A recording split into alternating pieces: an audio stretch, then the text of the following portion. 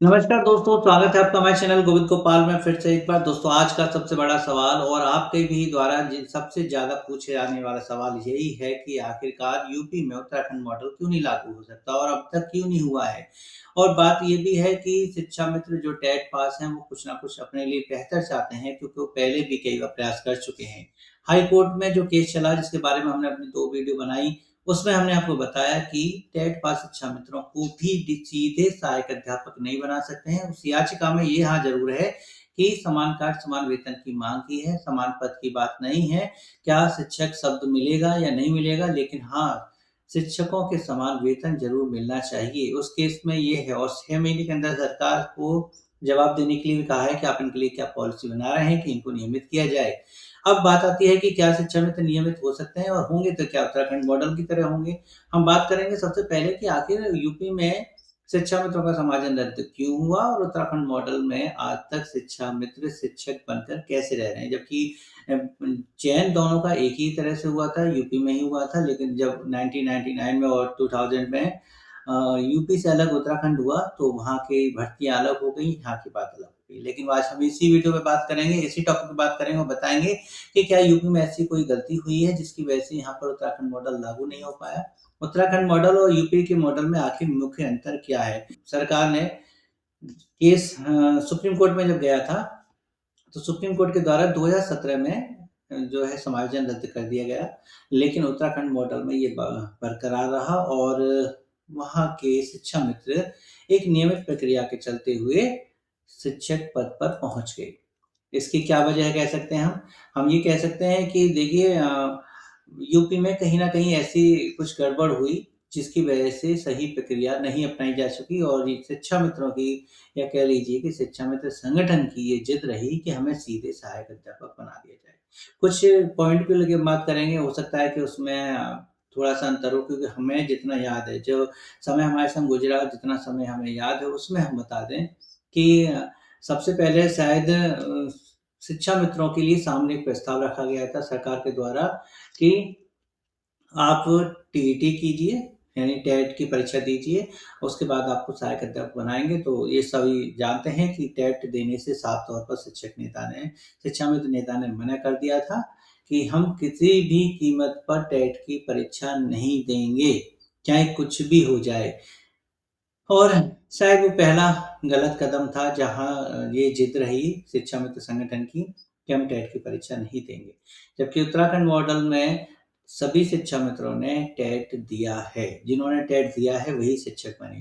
जिन्होंने टेट नहीं दिया वो शिक्षक नहीं बन पाए, वो आज तक संविदा पर हैं। तो यही प्रक्रिया यूपी में भी होती यदि उस समय टेट के लिए शिक्षा मित्र जो नेता हैं वो हाँ कर देते। क्योंकि उसमें बहुत से शिक्षा मित्र नहीं हुए थे, उस समय शिक्षा मित्र टेट पास कम थे। तो उन्होंने सोचा होगा कि सब जहाँ 1.5 लाख से ज़्यादा शिक्षा मित्रों में सिर्फ़ मात्र 20,000 या 25,000 शिक्षा मित्रों की बात हो रही है, तो नहीं मानी उन्होंने, एक्सेप्ट नहीं की उन्होंने, बिल्कुल इस बात को लेके मना कर दिया।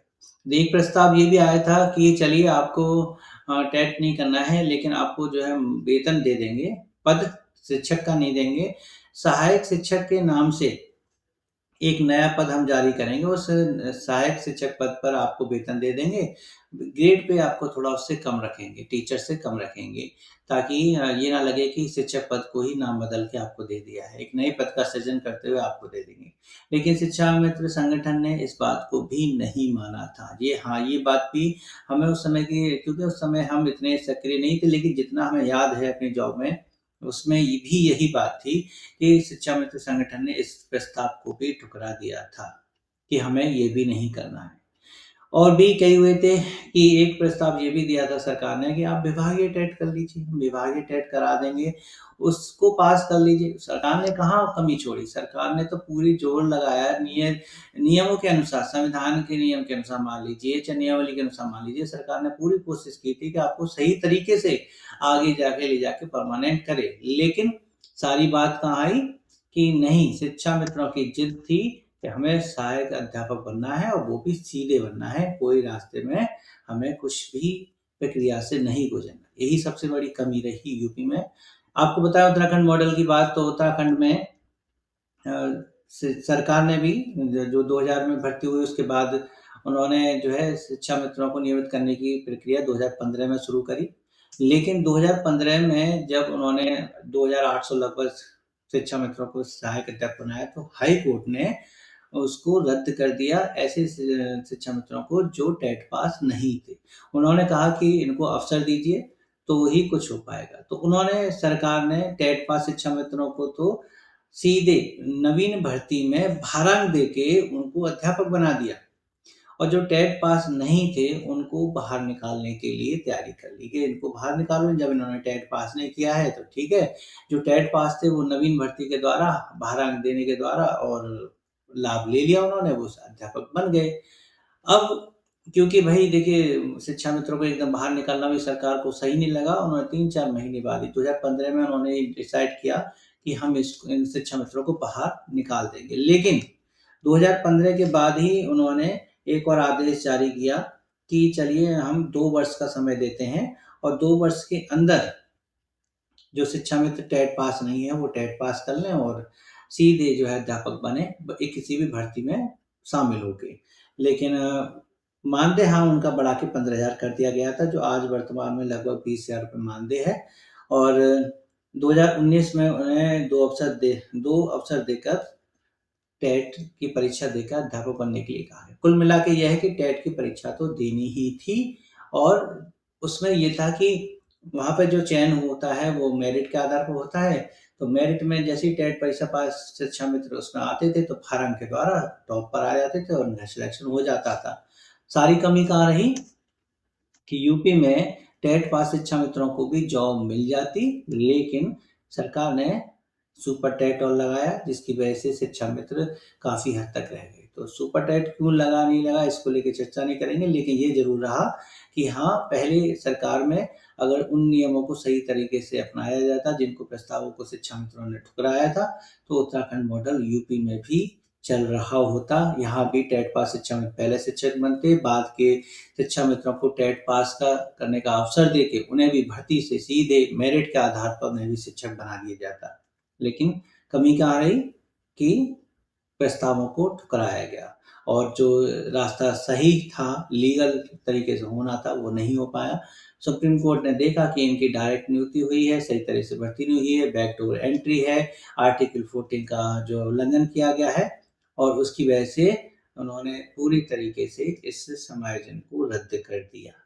मुझे जहाँ तक याद है कि जब समायोजन रद्द हुआ था उसके बाद लखनऊ में जो बहुत बड़ा आंदोलन हुआ, उसमें भी एक शायद आश्रम पद्धति को अपनाने के लिए कहा था कि चलिए ठीक है, आश्रम पद्धति के आधार पर हम जो है शिक्षा मित्रों को और एक और मौका दे देंगे। लेकिन आश्रम पद्धति में भी सिर्फ टेट पास शिक्षा मित्रों का ही भरा हो रहा था, उसमें नॉन टेट वाले शिक्षा मित्र नहीं आ रहे थे। तो उस समय भी शिक्षा मित्र नेता जो कोई भी टेट पास नहीं था, उन्होंने भी इस प्रस्ताव को ठुकरा दिया था।